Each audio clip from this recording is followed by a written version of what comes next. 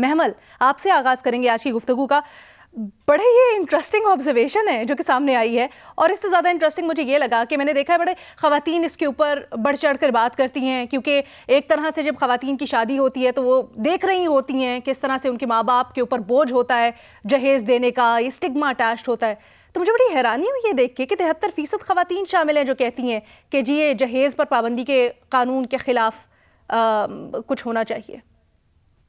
देखिए अलीना, पहली बात तो ये है कि मैं वैसे सरप्राइज नहीं हूँ इस अच्छा। पूरे जो रिजल्ट्स आए हैं, क्योंकि एक हम वैसे तो कहते हैं कि जहेज एक लानत है, और ये जो है एक बड़ा कॉमन सा एक फ्रेज है। हाँ। और अगर ये जहेज इतना बड़ा इशू ना होता तो आज हम इसको इस प्रोग्राम में डिस्कस भी ना कर रहे होते। ये कोई छोटी मोटी चीज तो है बिल्कुल। नहीं ये, लेकिन बात ये कि औरत का ये इशू इस तरह से नहीं है कि ये मर्द इम्पोज करते हैं। एक पेट्रियार्कल सोसाइटी के अंदर औरतों के ऊपर ये एक चीज इम्पोज होती है औरत की वर्थ तोलने के लिए, औरत की वैल्यू के लिए। जिस तरह आपने कहा, ये बड़ा एक अनफॉर्चुनेट है, और ये इस पूरे रीजन का है, ये खाली को पाकिस्तान का मामला नहीं है।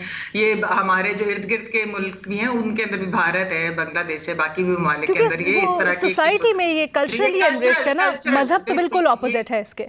बिल्कुल ये कल्चरल चीज है। तो उधर का मसला ये है कि हमारे यहाँ ये सोचा जाता है कि बेटी जब पैदा होती है तो वो बोझ है, और ये समझा जाता है कि बेटी जो है वो कुछ कमाएगी नहीं, तो यानी कि वो वैल्यू कैसे एक औरत ऐड करे।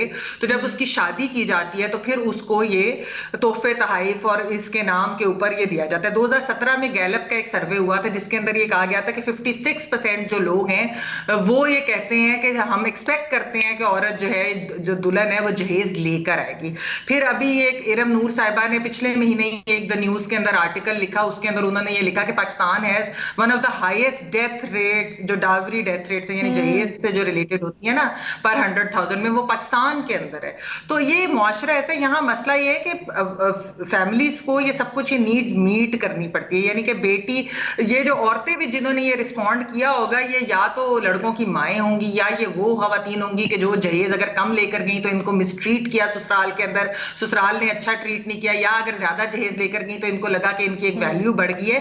तो ये एक हमारा एक माशरती रवैयों का है। असल चीज जो हमें करने की जरूरत है, देखिए कानून कवानीन भी हैं, लेकिन बात वही है कि इम्प्लीमेंटेशन, असल चीज रुकती तब है जब मुआशरे के अंदर एक अवेयरनेस हो। यानी कि हम अगर मीडिया में बैठकर अपना ये किरदार निभाएं और हम कहें कि ये जहेज नहीं लेना चाहिए, ना लेना चाहिए, ना देना चाहिए, और हम उसकी वजूहात बनाएं कि उसके बगैर भी एक शादी कामयाब हो सकती है, ससुराल आपको अच्छी तरीके से, और औरत एक वैल्यू वैसे ही ऐड करती है आपके उसके अंदर, बेशक वो अगर फाइनेंशियली कमा ना भी रही हो।